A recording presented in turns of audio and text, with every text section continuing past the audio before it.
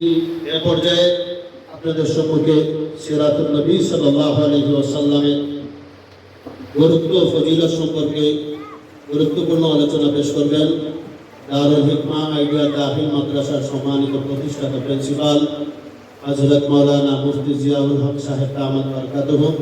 হযরতকে ওনার গুরুত্বপূর্ণ আলোচনা পেশ করার জন্য সবিনয় অনুরোধ করছি। আসসালামু আলাইকুম ওয়া রাহমাতুল্লাহি ওয়া বারাকাতুহু।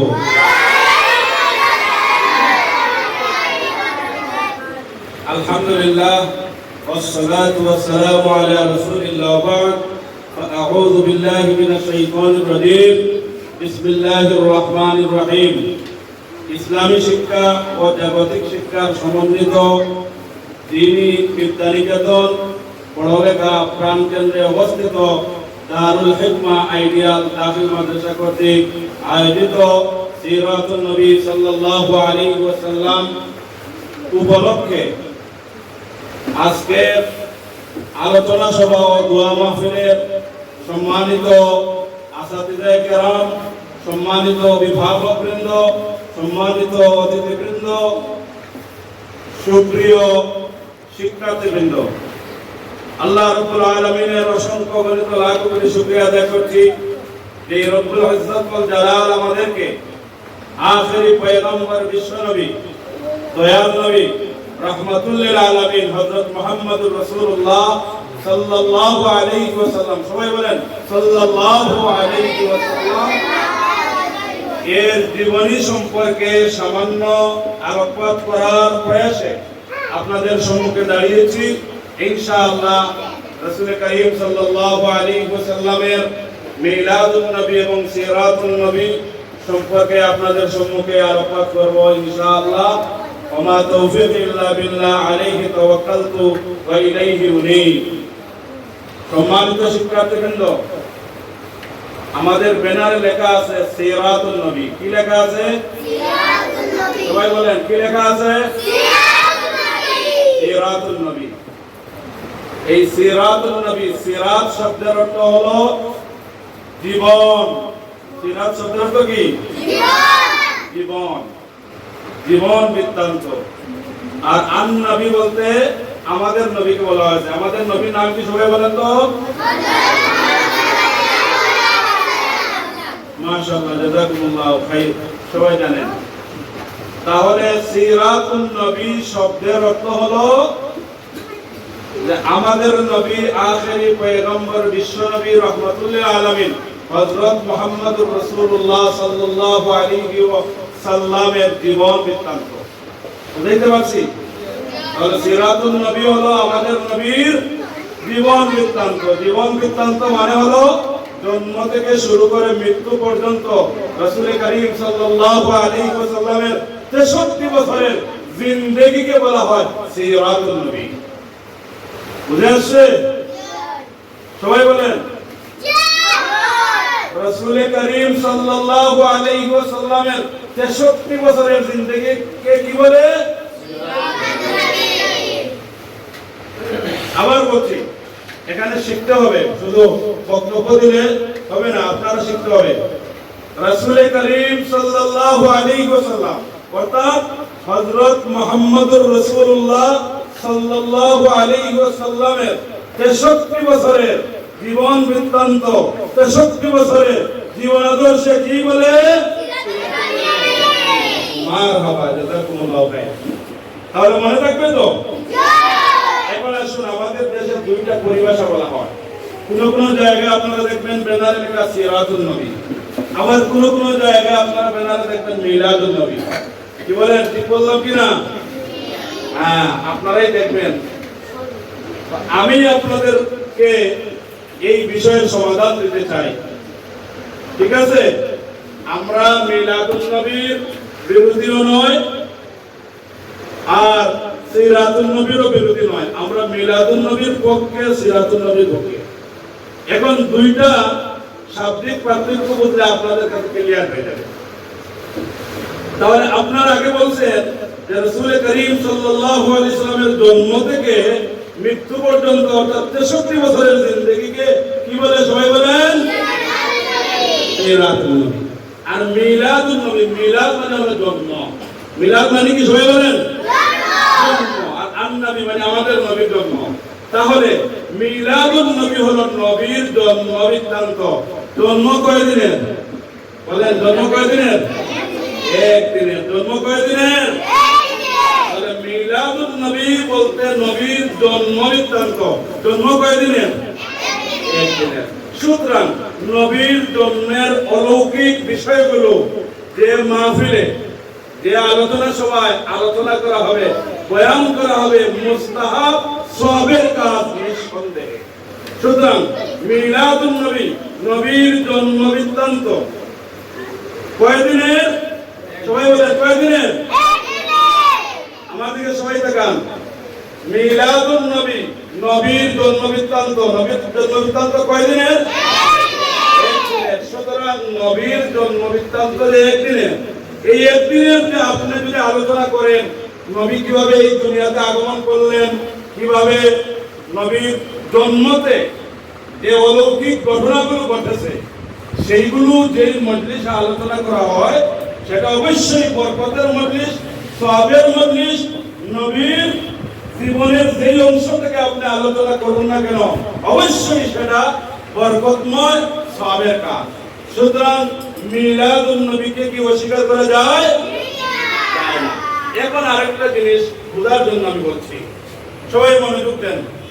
বিষয় হলো, মনে করুন একজন মানুষের যদি সম্পর্কে যদি আমরা কথা বলতে হয়, তাহলে প্রথমেই আমরা যাব কোথায়? তার জন্ম কোথায় হয়েছে, তার বাড়ি কোথায়, তার বংশ পরিচয় কি, সেইগুলো আগেই আমরা আলোকপাত করি। এরপরে উনার লেখাপড়া কোথায়, কর্মজীবন কোথায়, উনার কাজ কোথায়, শেষ অবধি মৃত্যু কোথায়, এইভাবেই তো ধারাবাহিক আলোচনা করি। কি বলেন? ধারাবাহিক আলোচনা করি না? তাহলে আমি আপনাদেরকে বলবো যে সিরাতুন নবী বললে মিলাদুন নবী অটোমেটিক হয়ে যায়। সিরাতুন নবী বললে মিলাদুন নবী অটোমেটিক হয়ে যায়। যেমন মনে করুন, আপনাদেরকে বোঝানোর জন্য বলতেছি, আপনাদের প্রত্যেকের কাছে গাইড আছে। এই গাইডে লেখা কি? একের ভিতরে অনেক। কি সবাই বলেন? গাইডের উপরে কি লেখা? একের ভিতরে অনেক। এর মানে কি? যে আমার কাছে একটা গাইড, কিন্তু এই গাইডের ভিতরে কি আছে? বাংলা বিষয়ে আলোচনা আছে, ইংরেজি বিষয়ে আলোচনা আছে, ম্যাথ গণিত নিয়ে আলোচনা আছে। কি বলেন, আছে না নাই? একটা গাইডের মধ্যে 5টা 6টা 7টা 8টা সাবজেক্টের আলোচনা আছে না নাই? আছে। সেই জন্য আমি বলবো যে সিরাতুন নবী সাল্লাল্লাহু আলাইহি ওয়াসাল্লাম, সবাই বলেন সাল্লাল্লাহু। সিরাতুন নবী যখন আপনি বলবেন, সাথে সাথে একের ভিতরে যেমন অনেক পাওয়া যায়, সিরাতুন নবী বলার সাথে সাথে নবীর মিলাদুন নবীও পাবেন, হায়াতুন নবীও পাবেন, ওফাতুন নবীও পাবেন। সুবহানাল্লাহ বলেন। এটা পরিভাষাগত মতপার্থক্য আমাদের আছে, কিন্তু এই পরিভাষাগত মতপার্থক্য থাকা সত্ত্বে আমরা কোন ধরনের মতবিরোধে, দলাদলিতে, মতপার্থক্যে লিপ্ত হব না। এই জন্য যেহেতু মিলাদুন নবী যারা ব্যানারে দেন, তারাও নবীর জন্ম থেকে নিয়ে নবীর আদর্শ পর্যন্ত নবীর 63 বছরের জিন্দেগির কথা বলেন। আর সিরাতুন নবীর ব্যানার যারা আছেন, তারা তো অটোমেটিক এই সিরাতুন নবীর ভিতরে সব আছে, তারা আলোচনা করেন। তবে কিছু বিষয় নিয়ে আমাদের সমাজে ইখতিলাফ আছে। মিলাদ, কিয়াম, অর্থাৎ সামাজিক কিছু জিনিস নিয়ে ইখতিলাফ আছে। ইখতিলাফ মতানৈক্য বিষয়গুলো আমরা নাই বললাম, এইগুলো আপনাদেরকে যাচাই বাছাই করে মানার জন্য বললাম। আপনাদেরকে মুস্তাহাব কাজে আদেশ দেওয়া যায় না, নির্দেশ করা যায় না, সওয়াব হিসাবে বলা যায় এই কাজটি আপনি করতে পারেন নফল মুস্তাহাবের বেলায়। কিন্তু নফল মুস্তাহাবের বেলায় বাড়াবাড়ি করা যায় না। যেহেতু মিলাদ কিয়াম নিয়ে আমাদের দেশে কিছু কথা আছে, সুতরাং আমি প্রতিষ্ঠানের পক্ষ থেকে আমি সেইগুলো ক্লারিফাই করলাম না, সেইগুলো যাচাই বাছাই করা, দলিল আদিল্লাহর ভিত্তিতে মান্য করা, এটা আপনাদের নৈতিক দায়িত্ব, ইমানি দায়িত্ব, আপনারা সেটা বুঝবেন। তবে আমি যেটা বলতে চাই যে সিরাতুন নবী সাল্লাল্লাহু আলাইহি ওয়াসাল্লাম বলার সাথে সাথে নবীর মিলাদুন নবী অটোমেটিক চলে আসে। বলেন সুবহানাল্লাহ।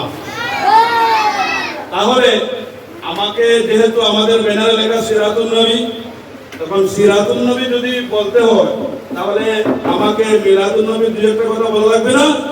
বলা লাগবে। তাহলে সিরাতুন নবী, নবীর 63 বছরের জীবন বৃত্তান্ত আলোকপাত করার আগে কি আলোকপাত করতে হবে? মিলাদুন নবী। সবাই বলেন কি করতে হবে? মিলাদুন নবী।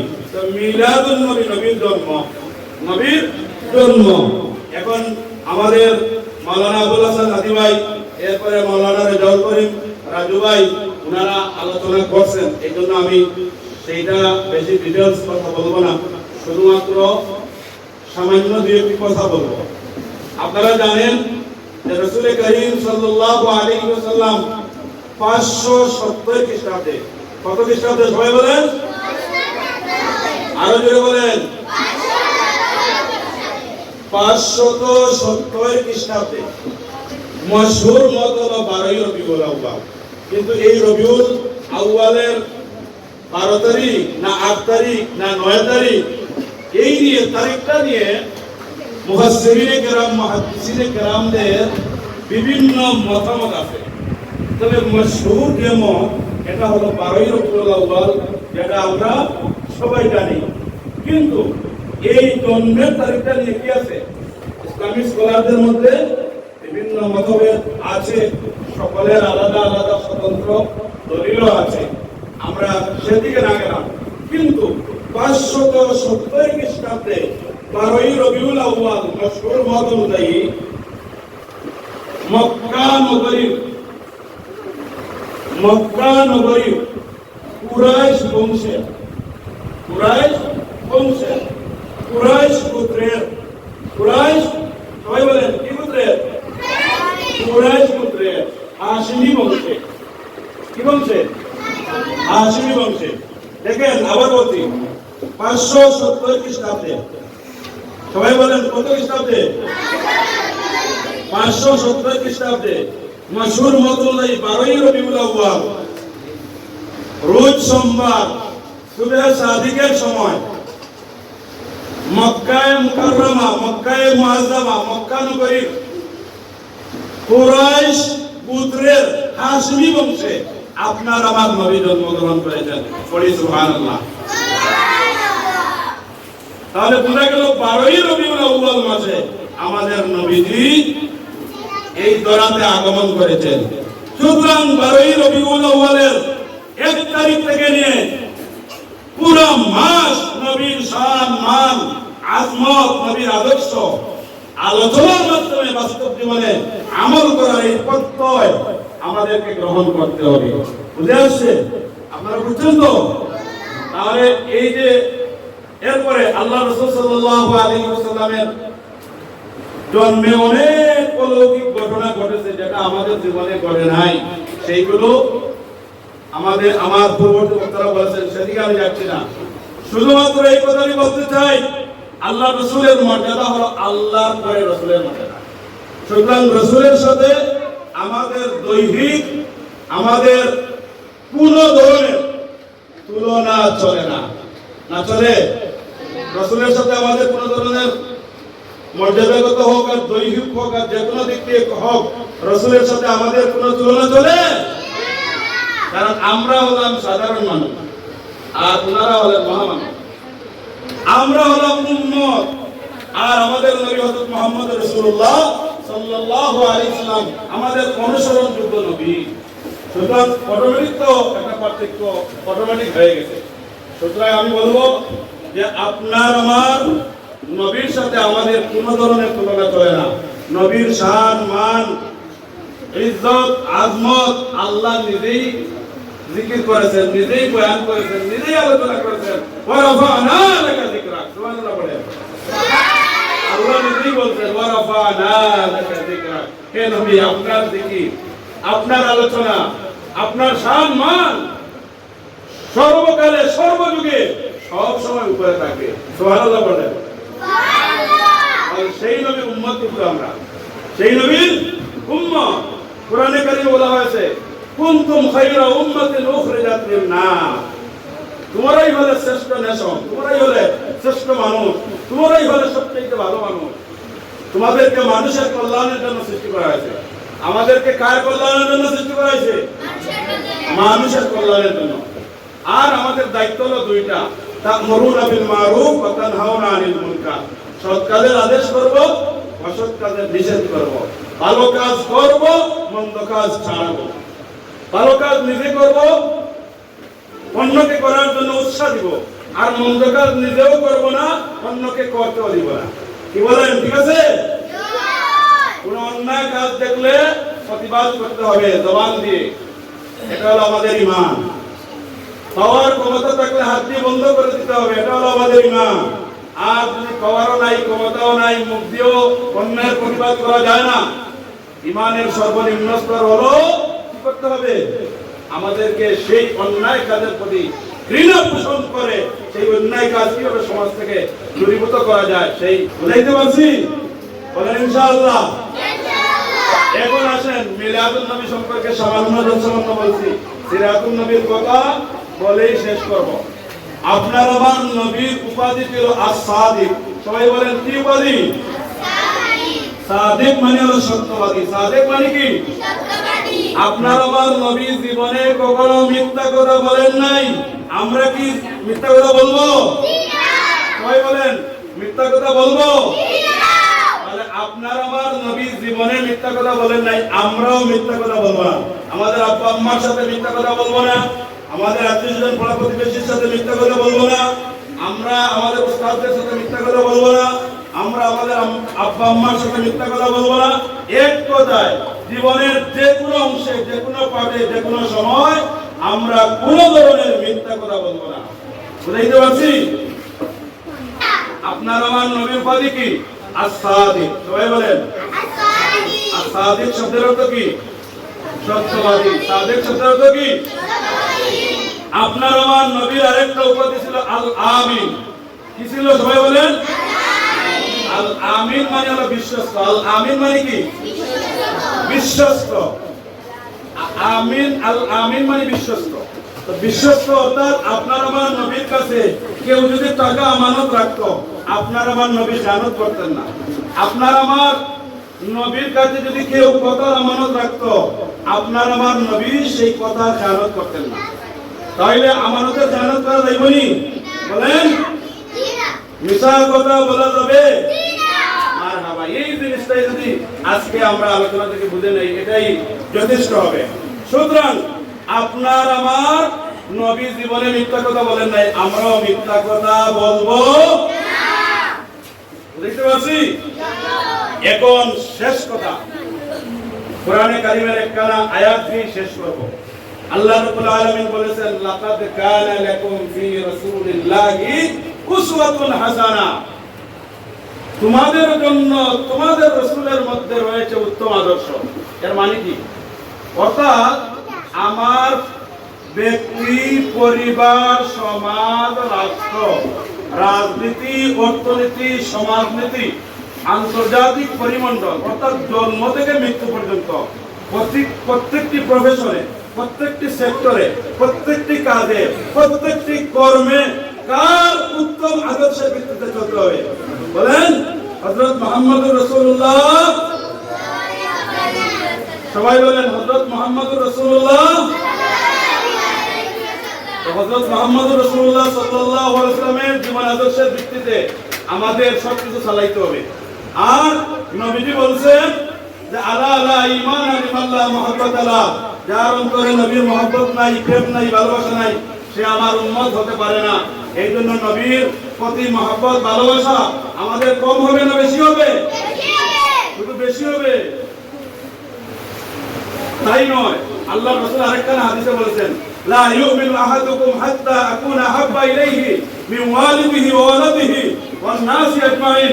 তোমরা প্রকৃত ঈমানদার হতে পারবে না যতক্ষণ পর্যন্ত তোমাদের পিতামাতার চাইতে, তোমাদের সন্তান সন্ততির চাইতে, দুনিয়ার সমস্ত মানুষের চাইতে নবী মুহাম্মদুর রাসূলুল্লাহ সাল্লাল্লাহু সাল্লাল্লাহু আলাইহি ওয়াসাল্লামকে বেশি মহব্বত না করবে, বেশি ভালোবাসবে, ততক্ষণ পর্যন্ত প্রকৃত মুমিন হওয়া যাবে না। কি বুঝলেন? তাহলে প্রকৃত মুমিন হতে হলে রাসূলের ভালোবাসা লাগবে, রাসূলের অনুকরণ করা লাগবে। আর রাসূলের অনুকরণ করলে ফায়দা কি হবে এই কথা বলে শেষ।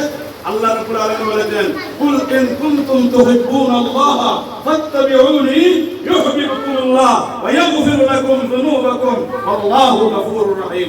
আল্লাহ রাব্বুল আলামিন বলেন, হে নবী, আপনি দুনিয়ার तमाम মানুষদেরকে বলেন যে তোমরা যদি সত্যিকার অর্থে আল্লাহকে ভালোবেসে থাকো, সত্যিকার অর্থে যদি তোমরা আল্লাহর ভালোবাসা পেতে চাও, সত্যিকার অর্থে যদি তোমরা আল্লাহকে ভালোবাসো, তাহলে আমি নবী হযরত মুহাম্মদ রাসূলুল্লাহ সাল্লাল্লাহু আলাইহি ওয়াসাল্লামের অনুকরণ করো। আর আমি নবীর অনুকরণ করলে ইউহিব্বুকুমুল্লাহ, আল্লাহ তোমাদেরকে ভালোবাসবেন। শুধু ভালোবাসবেন না, ওয়া ইয়াগফির লাকুম যুনুবাকুম, আল্লাহ রাব্বুল আলামিন তোমাদের জিন্দেগীর গুনাহ খাতা মাফ করে দিবেন। বিশেষ করে সুবহানাল্লাহ। তাহলে আমাদের জিন্দেগীর গুনাহ খাতা মাফ হবে নবীর আদর্শ মানলে। এরপরে আল্লাহ নবী বলেছেন, মান আহাব্বা সুন্নতি ফাকাদ আহাব্বানি, যে আমি নবীর সুন্নাত, আমি নবীর আদর্শ, আমি নবীর সিরাত, আমি নবীর আদর্শ যে মহব্বত করবে, মান আহাব্বা সুন্নতি, যে আমি নবীর সুন্নাত মহব্বত করবে। এর মানে কি? সুন্নতের অনেক অর্থ আছে। সুন্নতের এক অর্থ হলো আদর্শ, সুন্নতের এক অর্থ হলো নবীর জীবন। অর্থাৎ নবীর আদর্শ যে মহব্বত করবে, নবী বলছেন সে প্রকৃতপক্ষে আমি নবীকে মহব্বত করলো। ওয়ামান আহাব্বানি, যে আমি নবীকে মহব্বত করলো, কানা মাই ফিল জান্নাহ, সে আমার সাথে জান্নাতে থাকবে। বলুন সুবহানাল্লাহ। আল্লাহ রাব্বুল আলামিন আমরা যে সিরাতুন নবী এবং মিলাদুন নবী, নবীর 63 বছরের জিন্দেগীর দুই একটা দিক আপনাদের সম্মুখে আলোচনা করতে পেরেছি। আল্লাহ রাব্বুল আলামিন সেই কথাগুলো থেকে আমাদেরকে বাস্তবে আমল করার তৌফিক দান করুন। আমরা পড়ি আমিন। ওয়া আখিরু দাওয়ানা আলহামদুলিল্লাহি রাব্বিল আলামিন। আসসালামু আলাইকুম ওয়া রাহমাতুল্লাহি ওয়া বারাকাতুহু।